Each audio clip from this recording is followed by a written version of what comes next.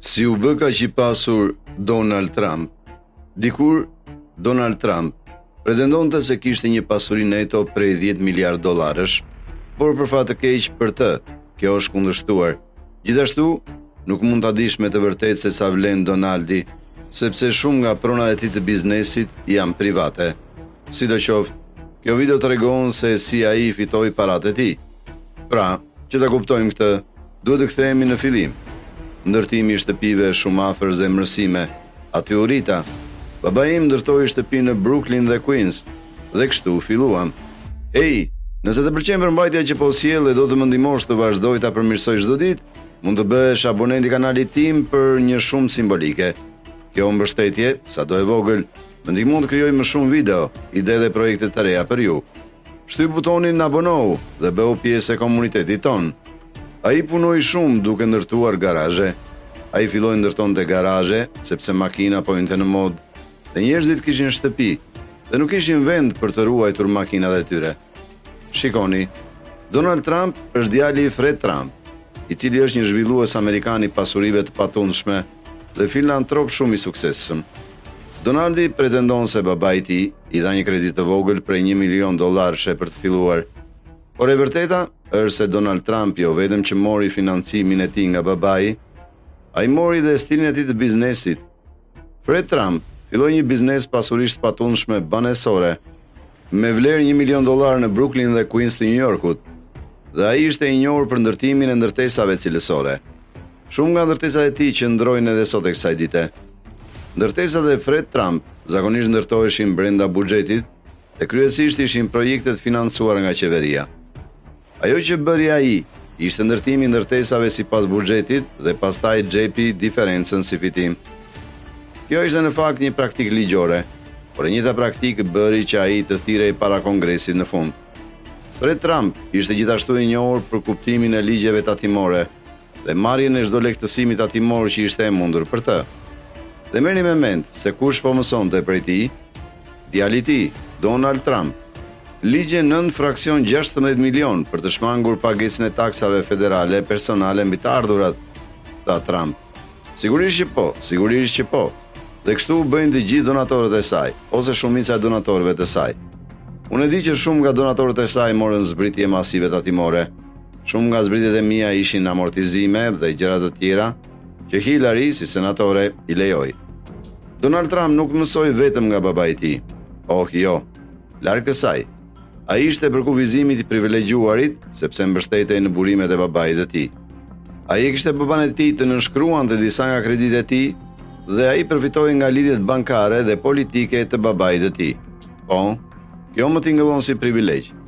Projekti i parë i madh i Donald Trump ishte hoteli Commodore, të cilin ai e bleu në partneritet me organizatën Hyatt në vitin 1976. Isha një numër caktuar vitesh për ta zbatuar këtë opsion dhe e shkova në qytet dhe shtet dhe thash: po e ndërtoni qendrën tuaj të konventave në vendin e gabuar për shkak të problemeve të mëdha me koston. Ata po e ndërtonin në ujë, në një vendodhje jo aq të mirë. Dhe këtu kisha tokë që ishte mbi ujë. Kështu që shkova tek ata dhe i binda të ndërtonin tokën time. Ishte një gjë e shkëlqyer. Dhe pastaj ndërtova hotelin Commodore. Në thelbe shemba hotelin Commodore dhe ndërtova hotelin Grand Hyatt. Bëm shumë gjëra dhe ishin projekte jorse. Në fund të fundit, në atë kohë, shumë ndërtesa në Manhattan po përballeshin me sekuestrimin. Vetë Commodore kishte $1.5 milion borxhe, dhe New Yorku nuk shihej si vendi luksozi pushimeve që është sot. Investimi ishte një rrezik i madh për Donald Trump, por siç e dim të gjithë, Donald Trump nuk tërhiqej nga një sfidë. Ai përdori hapësitë e tij të famshme negociuese për të bindur qytetin e New Yorkut që t'i jepte hotelit një lehtësim tatimor 40 vjeçar, gjë që i kurseu atij $160 milion. Dhe shikojeni këtë, në vitin 1996, ai e shiti gjysmën e tij të hotelit Hyatt për $142 milion. Ky burr padyshim di një ose dy gjëra rreth negociatave, por siç e dini të gjithë, ai nuk u ndal me kaq. Donald Trump vazhdoi të investonte dhe të zhvillonte ndërtesa madhështore në New York, duke përfshirë blerjen e Hotel Plaza dhe ish ndërtesën e bankës së Manhattanit.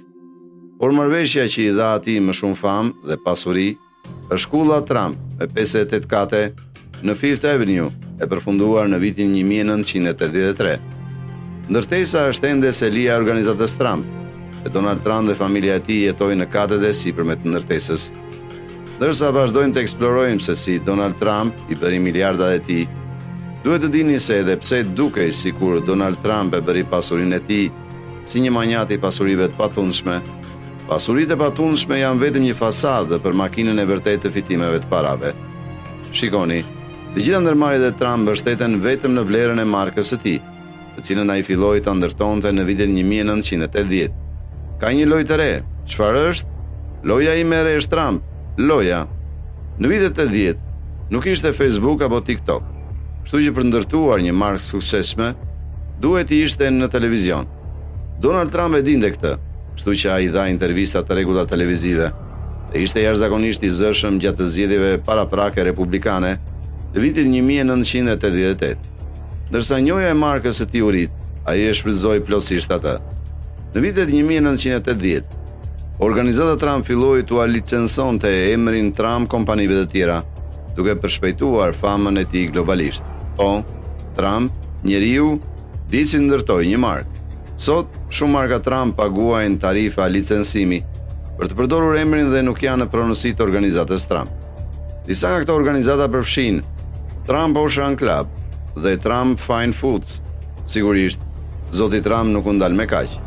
Ai bëri atë që bën çdo pronar i mirë i markës.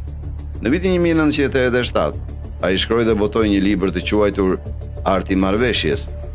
Ai libër, miqtë e mi, e çoi markën Trump në nivele që vetëm mund t'i ndërroni. Sigurisht që ja doli. Menjëherë pas suksesit të librit, ai vendosi ta kurorëzonte gjithçka duke u rikthyer në televizion. Jo duke dhënë intervista për të promovuar projektet e tij të pasurive të paluajtshme, por duke pasur emisionin e tij televiziv. Ky njeri është një makinë marketingu. Ai e forcoi reputacionin e tij si një negociator i drejt për drejt, me karrierën e tij 10 vjeçare si prezantues i emisionit televiziv The Apprentice, ku sloganet e tij dhe shkarkimet publike të punonjësve potencial, shpesh me një tek të dukshme, i fituan atij legjione fansash dhe e bën atë një superyll. Pra me gjithë famën dhe njohjen e markës, ishte kuptim që Donald Trump të shfrytëzonte markën dhe personalitetin e tij për më shumë fitim. Gjë që e shohin disa marrëveshje biznesi kontroverse me kompani të huaja. Ai dikur solli disa investitorë kinezë për ndihmuar në financimin e projektit të tij në West Side Rail Yards të New Yorkut. Donald Trump dhe investitorët e tij përfundimisht e shitën atë tokë për $1.8 miliard. Edhe pse Donald Trump është një biznesmen miliarder i suksesshëm dhe presidenti i Shteteve Bashkuara të Amerikës, ai është përballur dhe me sfida të mëdha biznesin e jetën e tij. Ja një listë e disa bizneseve të Donald Trump që kanë dështuar gjatë viteve. Trump Sticks, Trump Airlines, Trump Vodka, Trump Mortgage, Trump The Game, Trump Magazine, Trump University, Trump Ice, New Jersey Generals, Trump Network. Pra, edhe njerëzit që duken më suksesshëm kanë shumë dështime. Gjë që vërteton se nëse nuk dorëzoheni në jetë, suksesi juaj mund të jetë shumë afër. Nëse mendoni se të mësoni se si Trump i fitoi paratë e tij ishte interesante, atëherë duhet ta shihni videon tjetër në ekran. Bëhet fjalë për 10 fakte për miliarderët që nuk i dini.